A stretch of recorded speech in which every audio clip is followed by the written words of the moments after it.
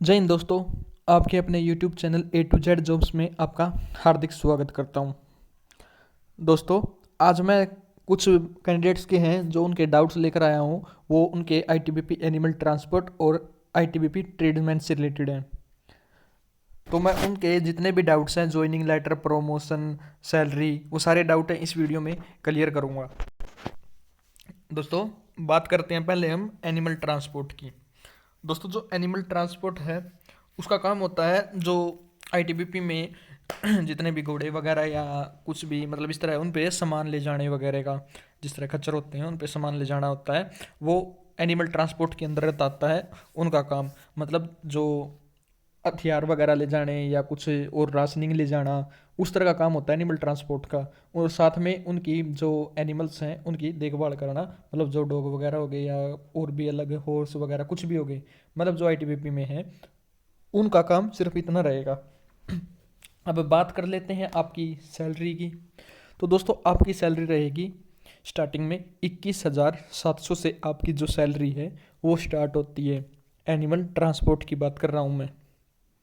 Animal transport हो गया, tradesman हो गया, GD हो गया, क्योंकि इनका सिलेक्शन वो 10th बेस पे है। 21,700 से इनकी सैलरी स्टार्ट होती है, प्लस में HR अलोवेंस, अदर अलोवेंस मिला के इनकी सैलरी मतलब अप्रोक्स 27-28 हज़ार स्टार्टिंग में हो जाती है। अब दोस्तों, हम चलते हैं अगले पॉइंट की ओर, इनका प्रोमोशन।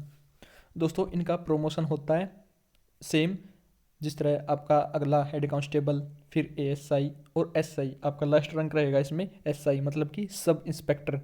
अगर आपको और अदर रैंक पे जाना है, मतलब जिस तरह इंस्पेक्टर हो गया या कमांडेंट हो गया, तो आप 3 साल की सर्विस के बाद डायरेक्ट कमांडेंट का एग्ज़ाम दे सकते हैं। तो आप असिस्टेंट कमांडेंट भर्ती हो सकते हैं जो ग्रेजुएशन लेवल पे होता है।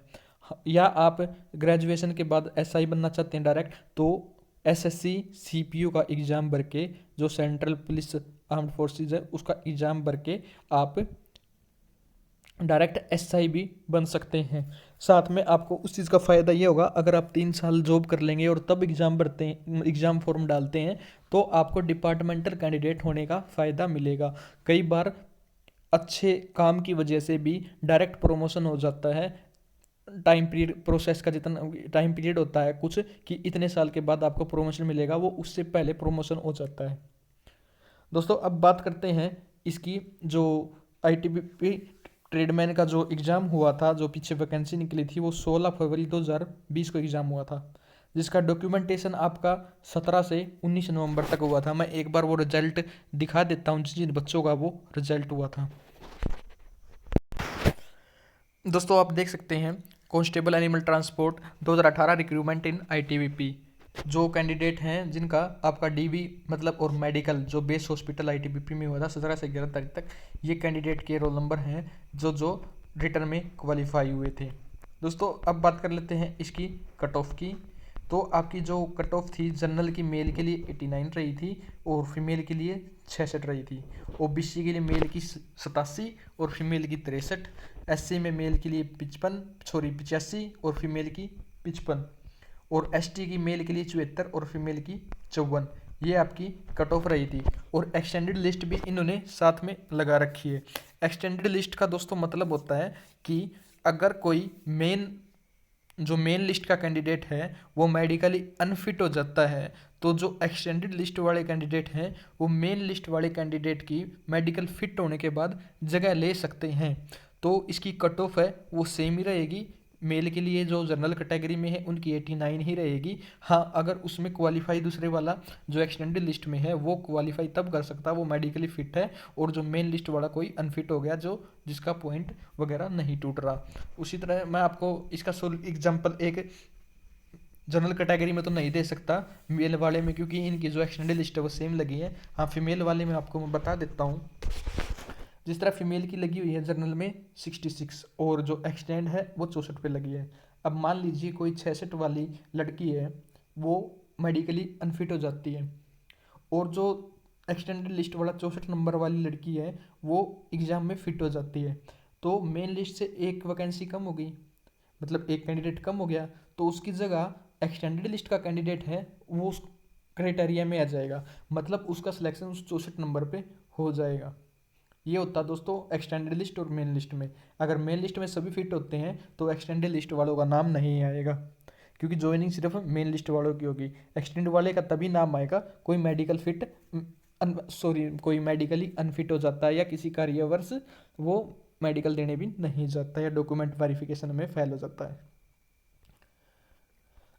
दोस्तों अब बात कर लेते हैं जो इसकी ज्वाइनिंग लेटर है आईटीबीपी एनिमल मैन ट्रांसपोर्ट का, वो कब आएगा। दोस्तों इसके जो ज्वाइनिंग लेटर की प्रोसेस है वो अप्रैल के महीने से शायद स्टार्ट हो जाएगी, और अप्रैल के लास्ट तक ज्वाइनिंग लेंगे ये।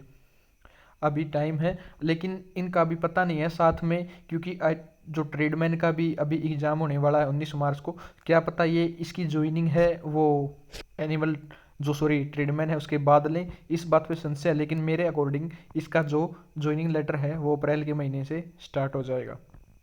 अब चलते हैं हम दोस्तों मेरे दूसरे क्वेश्चन पर, जो ट्रेडमैन का है। ट्रेडमैन का एग्ज़ाम का लेवल क्या है और कट ऑफ क्या रहेगी। दोस्तों जो आईटीबीपी ट्रेडमैन है उसका रिजल्ट है, जो उसका एग्ज़ाम पैटर्न है वो पीछे वाला जो आपका 10 जनवरी को एग्ज़ाम हुआ था सेम रहेगा। जनरल अवेयरनेस के 15, एलिमेंट्री मैथमेटिक्स के 10, एप्टीट्यूड के 10 मतलब रीजनिंग, और इंग्लिश और हिंदी में से एक क्वेश्चन मतलब 10। आपके टोटल 50 क्वेश्चन आएंगे।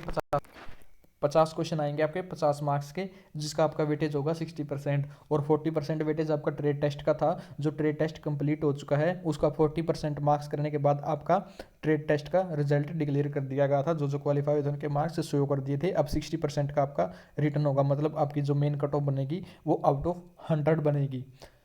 तो वैसे इसमें जो मैं रिटर्न की कट ऑफ बता देता हूँ वो कहाँ तक आपकी, अगर आप मेल कैंडिडेट हैं जनरल से कैटेगरी से बिलोंग करते हैं तो आपकी 46 रहेगी, 46 प्लस। अगर आपके नंबर हैं तो आप सेफ हैं। फीमेल के लिए आपकी 42। वहीं ओबीसी की बात करूँ तो ओबीसी के लिए आपकी जो कट ऑफ है वो 45 या 44 के लगभग रहेगी। एससी के लिए 43 और एसटी के लिए 42 या 41, मतलब इसके लगभग आपकी जो कट ऑफ है वो रहेगी। आपको मेडिकल के लिए बुलाया जाएगा। और दोस्तों इसका प्रमोशन भी वही सेम है। आप हेड कांस्टेबल फिर एएसआई और एसआई 3 साल के बाद आप ट्रेड चेंज करवा सकते हैं, जीडी में कन्वर्ट हो सकते हैं। सैलरी आपकी सेम रहेगी ट्रेडमैन की, एनिमल ट्रांसपोर्ट की और जीडी की। सिर्फ इतनी ही जानकारी दोस्तों आपके साथ शेयर करनी थी। अगर फिर भी किसी का डाउट रह जाता है किसी भी ट्रेड से रिलेटेड तो आप कमेंट बॉक्स में अपना कमेंट छोड़ सकते हैं। साथ में दोस्तों बता देता हूँ, कई पूछते हैं कि इनमें जॉब इजी किसकी है। वैसे तो ट्रेडमैन की सबकी जॉब सेम ही है, लेकिन जो अगर बात करते हैं इसमें आरामदायक की, तो माली वाली है जो वो थोड़ी ही आरामदायक की जॉब है। सबसे ज़्यादा टेंशन होती है इसमें वाटर कैरियर में प्रेशर बहुत रहता है कि सुबह का भी खाना बनाना, शाम का खाना बनाना। और इसी में सबसे ज़्यादा कैंडिडेट भी हैं, तो हाइट जो कट ऑफ सबसे ज़्यादा पहले वाटर कैरियर की रहेगी, फिर गार्डनर की। ये आपकी कट ऑफ सबसे ज़्यादा रहेंगी। अगर दोस्तों वीडियो अच्छी लगे तो लाइक करना, साथ में शेयर करना और चैनल को सब्सक्राइब करना बिल्कुल ना भूलें। जय हिंद, जय भारत।